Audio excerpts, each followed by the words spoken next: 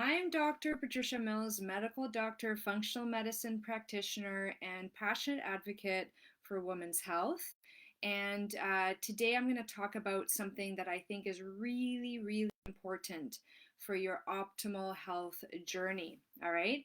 And so if you're joining me now live, if you're getting a chance to watch this live on Facebook in the Wild Wisdom for Women's with Dr. Patricia Mills Facebook group, please feel free to put in your name and where you're calling in from so I can say hi. And also, it just allows me to make sure that my comments are working. So that would be very much appreciated. Um, so today we're going to be talking about body language. Yeah, body language. This one is really, really interesting and important because it's, when we are expressing our health, right? So we have the spectrum of health, right? So let's say if you look at health as like a spectrum from like optimal health to poor health, right? All the way through to death. And the thing is, it's not like a continuum from like birth to death because as you know, some people are born with suboptimal health. And some people achieve optimal health like in their teens or their 20s or their 30s or their 40s. And some people actually get so healthy that they pass away in some of the best health of their lives. Like, it's time to the body system is programmed to die at a certain point, and up until that very point, you're in flourishing health. So that spectrum isn't from birth to death, but it's optimal health to poor health to death from poor health. I should probably make that distinction actually, because you can have death in good health, and then you can have death from poor health, and we're trying to avoid that death from poor health part. And I saw June. Thank you for joining. Thank you for saying hi. It's wonderful to see you. And yes, thank you for joining me today. That's great. And I can see that there's some other people watching as well. Looking forward to hearing from you too. So we have the spectrum of health, and we have many ways to sort of figure out, where am I on the spectrum, right? Am I on the optimal health spectrum, or am I like starting to get away from optimal health? Am I starting to get unhealthy, less optimal health? And then there's like, the part where you're really obviously unhealthy, where been given a diagnosis of something. So like you're diagnosed now with diabetes, you suffer a stroke, you suffer a heart attack, you're diagnosed with cancer, you're diagnosed with multiple sclerosis, Parkinson's, ALS, whatever that might be, right? Insert diagnosable condition, celiac disease. And then there's like, those are the very, kind of significant ones. Then there's the ones that aren't as significant, but still the diagnosis and still signs that you're not in great health. So the diagnosis of a fibroid, which I've had, endometriosis, significant and persistent difficulties with fertility, for example, right? And from a mental health perspective, a diagnosis of depression and anxiety disorders. However, in the milder spectrum, having like that irritability and short-tempered and anger and hostility and those destructive emotions. And so when we have those significant and, those diagnoses, right? Like you now have this like label that the doctors can now, when they talk to each other, they can understand like this person has this sort of constellation of things going on. And it's interesting to know that when you understand the body language, you can actually start to understand that there are clues that your body is giving you all the time as to where you are on that spectrum, okay? And it talks to you through the body language, okay? And I say, Erica, thanks for joining. Happy New Year to you too. Yay, January 2022. Woohoo. Great start to the year, I have to say. And so the body language is the way that the body, and I like to think of it this way, because the body is an interesting kind of intelligence that the body has. It's not a thinking intelligence, right? The mind has a thinking intelligence, so our minds can generate thought, okay? Whereas our body has an innate intelligence that generates action. So our body, if you think about it, even when you're sleeping, your body is constantly in action, okay? There's constant action going on in the body. So when you're sleeping, it's actually a very high energy intense time for you to be sleeping when you're sleeping. Why? Because when you're sleeping, the body is in action, cleaning out the brain, cleaning out the liver, cleaning out the organs. It's like cleanup time. So actually we need a lot of energy to be able to sleep deeply, and that's something that a lot of people don't understand. Like when you start to lose the ability to sleep properly, that's actually a body language sign of an energy deficit. In order for the body to do its bodily actions, in order for the body to get into the state of deep sleep and do the work, the cleansing work during the sleep. So, for example, a body language of not being able to sleep properly is an energy deficit. And sometimes it's because the energy is being stolen from the body into the mind. So it takes energy to produce thought. And if you're going to bed, after having like watched the news, and your mind is racing, or you're a person like me where you're kind of like a planner, you have lots of planning thoughts and you're going to bed and all of these thoughts are popping up in your head, that requires a lot of energy. And now your body doesn't have the energy to fall asleep, it's dedicating the energy to thinking. Okay. So these are just examples of how the body expresses its health in its own unique body language. And there's different kinds of body language. One kind is like structural kind, so positional and posture. So, for example, I don't know if you've noticed, but when people are like feeling positive emotions, like I'm feeling like vibrant about my health, and I'm feeling happy and joyful and excited, your body language is more like chest up, shoulders back, chin up, smile. You're kind of relaxed and you're walking freely, and you have that kind of, your eyes are open and you're open to the world and you're receiving the world. That's a kind of body language. And I really get fascinated watching people walking around. Like I'll sit at a coffee shop and just watch people, because I can tell a lot about people from their body language, and so can you if you start to pay attention, not in a judgmental way. Okay. We're not supposed to interpret body language with judgment, it's with observation, so we can learn more about ourselves and about the human condition, so we can apply it to ourselves and teach other people to apply it to themselves should they be interested in this, right? Then, so the flip side of like positive body language, where you have the destructive emotions like fear, guilt, shame, anxiety, worry, those people, tend to walk, when they're feeling those emotions, they tend to walk kind of hunched, closed, chin forward, um, eyes are shuttered, kind of looking down, sort of thinking a lot, like they're kind of inward gaze focused, like thinking about their own thoughts that are running through their head, usually ruminating or anxious thoughts or angry thoughts or worried thoughts, right? And so you tend to see this kind of posture. And what happens is over time, your body will express what's going on in the mind. So the body is an expression of the mind in a very physical way. And you can actually, just like the mind will express into the body can express into the mind. So that's the whole science behind what's called like power poses. So I don't know if you've ever heard of this, but like the Superman pose, when you like thrust your shoulders back and you put your your fists on your hips, and you put your elbows back, and you kind of put your chin up, and you smile, and you do this, and it's so funny. Even like just doing it, it just automatically engenders this feeling of like power and strength and well-being. So you're kind of like faking it till you make it, right? You're kind of making it in the body to transmit into the mind, and that can sometimes be the switch. Like, a smile, even when you don't feel like it, can feed back into the mind to generate a positive feeling. So it's a two-way mind body connection. So that's the physical structural part. Okay, very, very interesting. And I'm as a physical medicine and rehabilitation specialist, that's what I specialized in as a doctor. That I was trained to observe how people walk, specifically their walking patterns. We call it their gait patterns. But from like a bigger picture perspective, when I started thinking of it this way, like pulling my mind back from like how's their foot hitting the ground to how is your body moving? Is it moving with love or is it moving with fear? And there's a very distinctive difference in patterns. So you want to start paying attention to your body language in that way. Okay.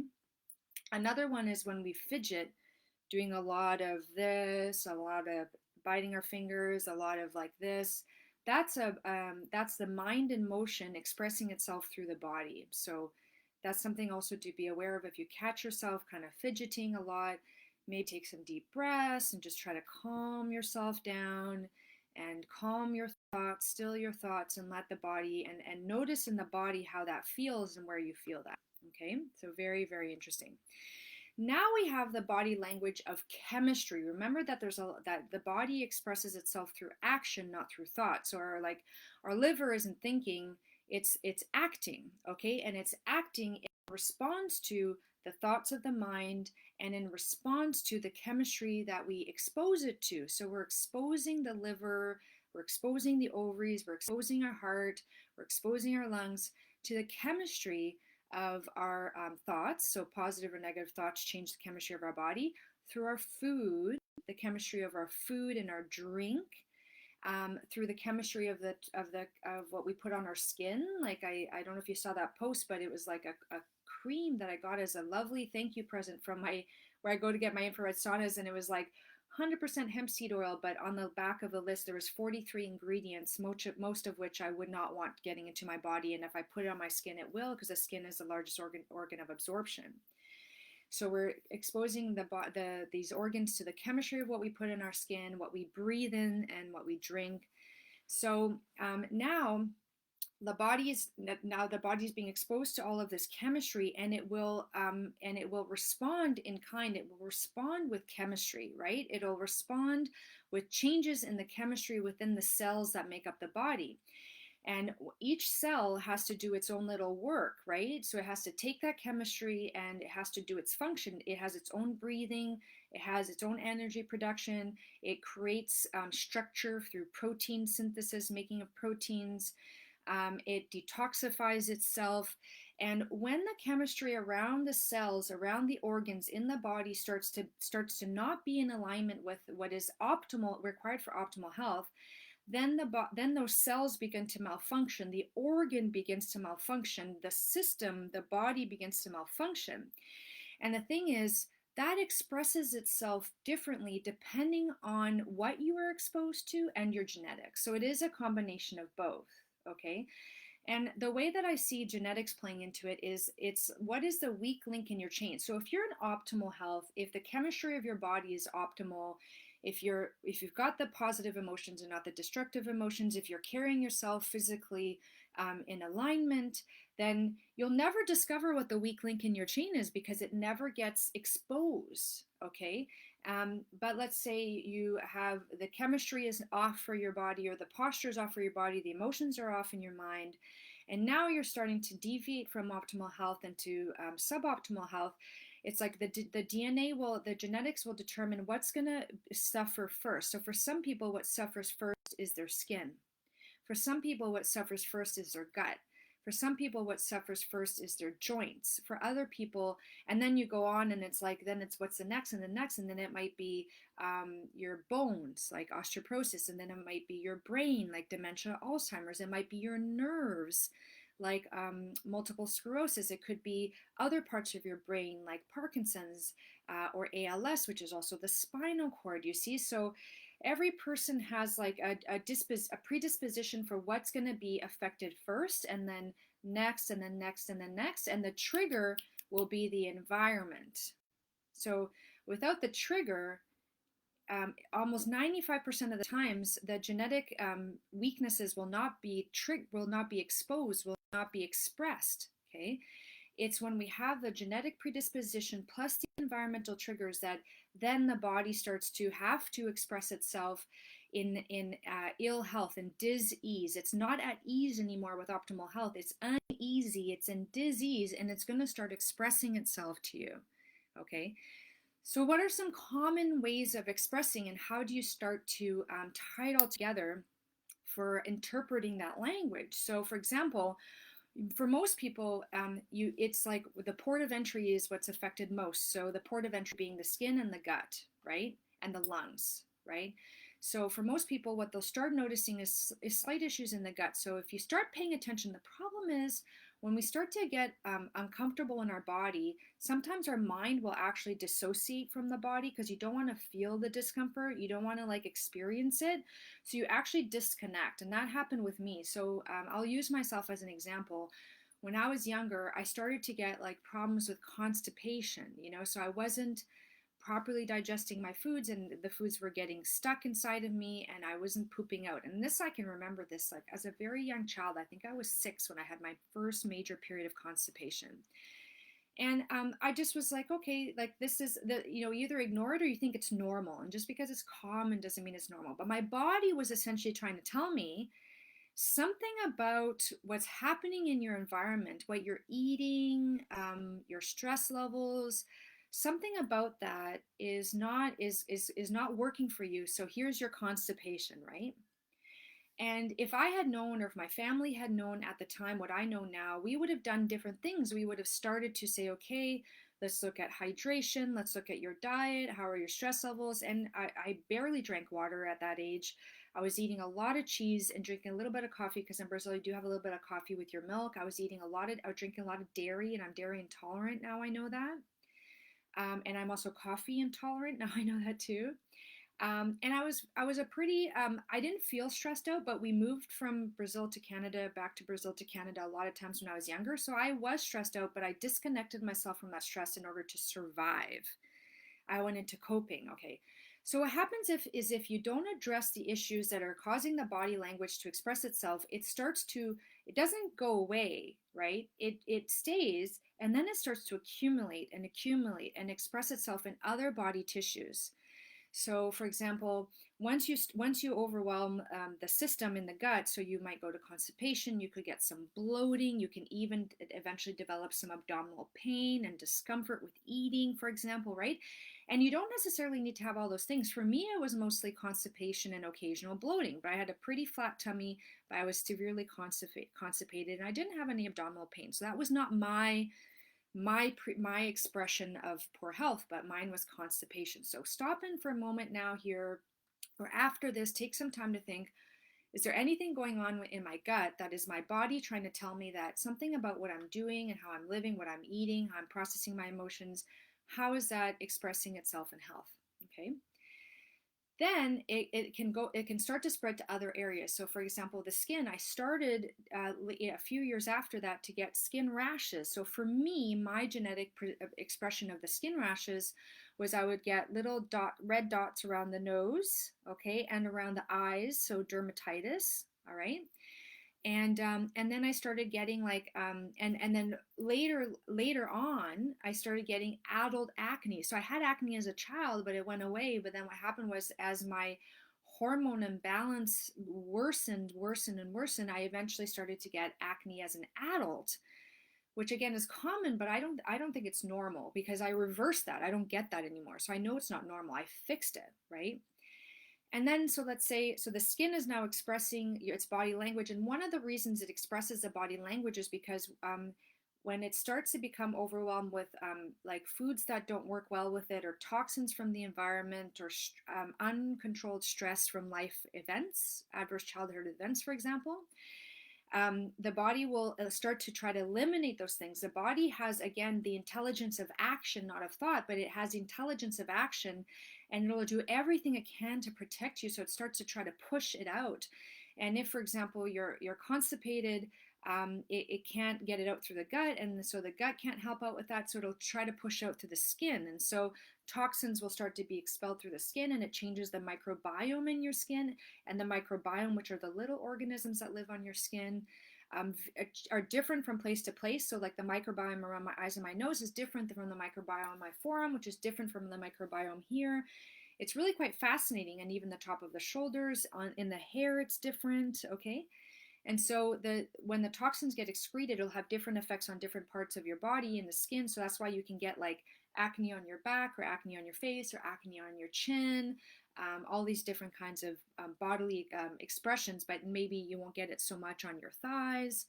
Although when I detoxify, I do get like acne on my thighs, because my body's like pumping it out through the tissues, like my lymphatic system through my thighs now, which is very interesting. But and that's something that I've learned about, and I know how to navigate that now, and I take that as a good sign, and I have to help my body through that process, because I know my body language very well. And so so now you have the body language of the skin, and then you can also have the body language of pain, right? So let's say you have inflammation starting to build up in your body, that low fire where your immune system, which is the main function of your immune system, is healing and defense, repair and defense. So your immune system, the group of cells that are supposed to repel invaders and like viruses and bacteria and parasites and toxins, and also clean out the body, so get rid of all of the junk and expel it, and heal the body. So when you get a cut, it goes there and it creates a little local inflammation, a little low burning fire to like burn up the viruses and the pathogens, and to call the body's systems into that place to kind of focus in there and heal. In small amounts, that's good, but when you start to get that in larger amounts, you start to get inflammation in the body. It's called systemic inflammation, and some areas can be more affected than others. For example, in some people, genetically, you're going to experience that more in your joints. So you can start to have osteoarthritis, so pain in the joints, or even to a bigger extent would be rheumatoid arthritis, so inflammation causing even breakdown and destruction of those joints. Okay, and it can affect many different joints. Osteoarthritis tends to be in our wear and tear joints, but I know as a physical medicine and rehab specialist that it's not the wear and tear that causes the pain, it's the inflammation. How do I know that? Because I used to look at x-rays of people with, for example, knee pain from what we thought was osteoarthritis. And you would look at the x-rays and you would see someone with like a terrible x-ray, like their body, like it's like their joints are like gone, it's like bone on bone, very, very destroyed joints, but there's no pain. And then I would see some people with like a little bit of joint destruction, like mild to moderate osteoarthritis, and their pain would be very, very high, like significantly high. That's pain from inflammation, not from joint destruction. And for example, I have a client that I worked with in my body wisdom program where we got her pain in her joints down by 80%. And we got her off of the medications that she was using for joint pain. So a compound effect, like she didn't stay on her medications and have the pain go down by 80%. Her pain went down, and she got off the medications because the pain got so much better, and it went down by 80%, which was better effect than what she had with the pain medications. So that was an inflammatory pain, even though the diagnosis is osteoarthritis. So when you start to experience pain in the body for whatever reason, you can assume that there's a degree of inflammation going on, and that's your body language of pain trying to tell you there's something going on that's triggering inflammation in your body, and we need to do something about this. And if nothing is done about this, the pain gets worse and worse and worse. And what you might do is you might go get a medication from your doctor, which is not a bad thing. However, if that's all you do and you don't fix the root cause, your body language will continue to get louder, and it'll start to shout, and you'll need more pain medications. And then one day the pain medications either won't work as well anymore, or they'll be causing their own side effects like constipation, backing up the bowels, for example. And then you start to develop other health issues as a result of the medications, right? And you can see how that's a vicious cycle. Whereas if you start to understand body language and you say, okay, something's going on with my body, it's speaking to me, and it's action words and it's action language, and I need to figure out what it is that's causing it in order for me to be able to move forward and out of this, and basically like get the body language to quiet down. Because the body language of health essentially is very like a soft, like it's like a song, it's like a beautiful song. It's like and the song is like soft and at times, and then vibrant at times, and it's always joyful, and there's no like there's the occasional discomfort, sure, but there's no like pain, there's no backing up, there's no eruptions, right? That's like the sign of optimal health. Now um, um, when you're transitioning from poor health into optimal health, there's periods of like detoxification where your body is going to be in major action, like expelling the toxins. And then you could be experiencing like a flare up of the skin, or a flare up of the pain, or a flare up of the constipation. And then you have to go in and do the things to kind of help that subside, but that's like, that's like where if you keep going through that, you break through to the other side back into optimal health. So it's very rare that you like if you're in optimal health and you're kind of sliding into poor health, and then you act here it's pretty easy to get back. Like you just go whoop, right back to optimal health, right? But if you've gone into poor health and then you go deeper, deeper, deeper, deeper, deeper, deeper into poor health, and the body's speaking louder, louder, louder, louder, louder, you're going to have to do a lot more work to get back into optimal health, and you're going to have the body is going to be having to do a lot of action to reverse everything that's happened. So you're going to be experiencing a lot of like stages of discomfort, of healing discomfort, of detoxification discomfort.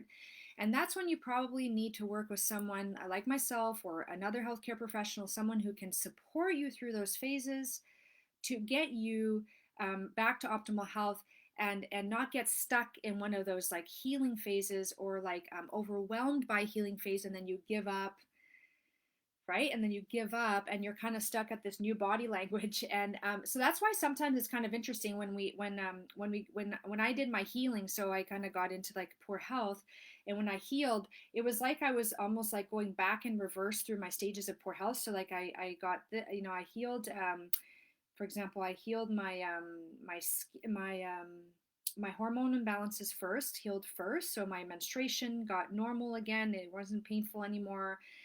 Menstruation is like one of the major body languages, and your menopausal experience is also a huge body language, because when your hormones are out of whack, whether you're in menopause or you're in for your fertile years and you have the more obvious signs with your menstruation, your body is trying to do the actions that it needs to do to be optimal, but when it's lacking the building blocks or has too much of one thing, like a toxic estrogen, not enough of progesterone or testosterone, or the balances are off, it can't do its action it can't execute its intelligent action properly.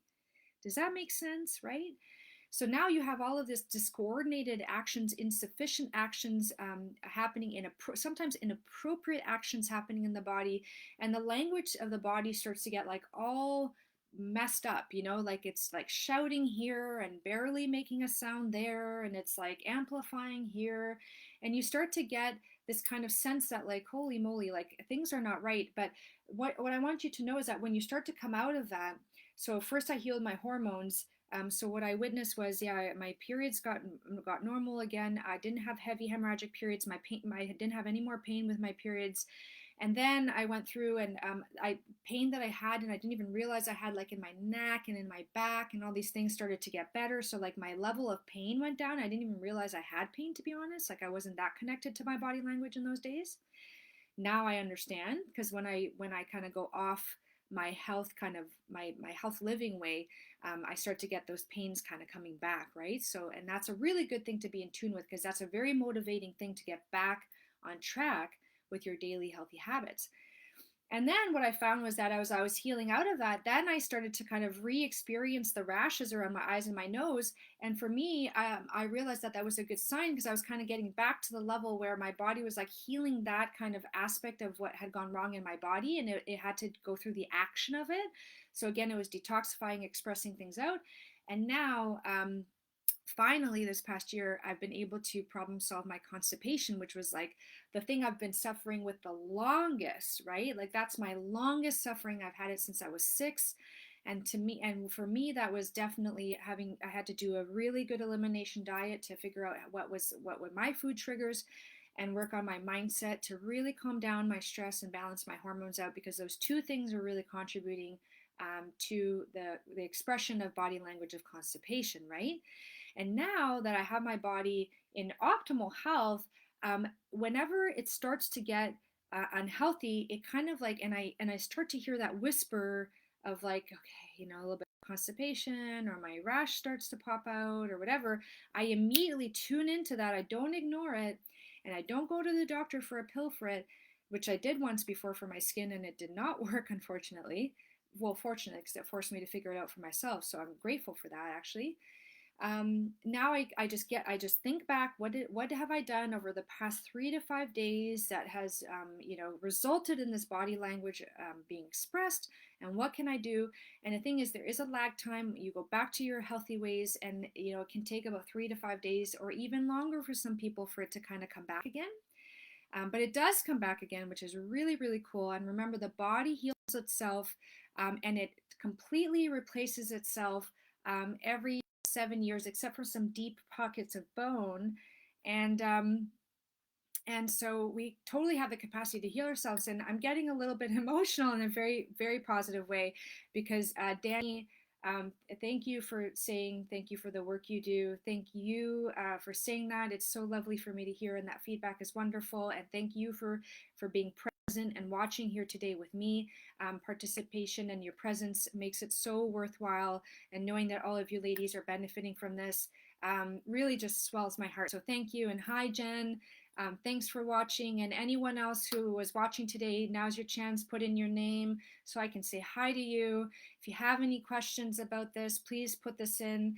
Try to cover, a large kind of topic in a short amount of time to not overwhelm you. And if there's anything that I need to go deeper on that you need to understand better, please put it in the comments so that next time I can really focus in on that a little bit more.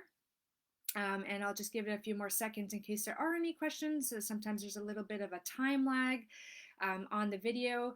And I just wanted to also take this opportunity to say, if any of this is resonating with you and you're thinking to yourself, I really need to work on this, and either you're healthy and you want to figure out what to do to stay that way, or you're kind of in those initial stages of getting unhealthy, or you're even down like in the really unhealthy part, I want you to know that I have all of the tools and skills necessary to get you out of that and to keep you in that. I'm very confident about that. I've done it with myself. I've done it with my clients.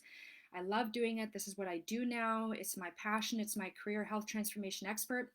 And I have a body wisdom program, which is kind of like my online health transformation expert practice. And I do intakes a few times a year, not every time during the year. And one of my intakes is starting up January 10th, 2022, so next week. So if you want to join this amazing group of women, I only take a small group of women because I need to focus on your health, focus in on you, do the research, and continuously do the research, because we're always course correcting the protocol depending on your needs and what's showing up in terms of your body language. So if this is resonating with you, reach out, direct message me. You can email me, info@drpatriciamills.com, and I look forward to hearing from you if this is something that you need and I can help you with this service. So just looking at any questions. Oh, hi, Karen. So glad you joined. That's wonderful. Thank you for joining. And ladies, I hope you're having a wonderful day, evening, or night, depending on when you catch this. And June is saying, June is excited for January 10th. She's one of my Body Wisdom participants. June, I'm excited for it too. So excited, and definitely watch this on replay. It's really good to hear this more than one time, because different things will be resonating with you at different times. And Danny, wonderful. Looking forward to being in touch with you. We can arrange a call to have a chat. I love doing this kind of stuff. Okay, so ladies, mwah. Happy New Year to you, and I look forward to seeing you again soon. Bye.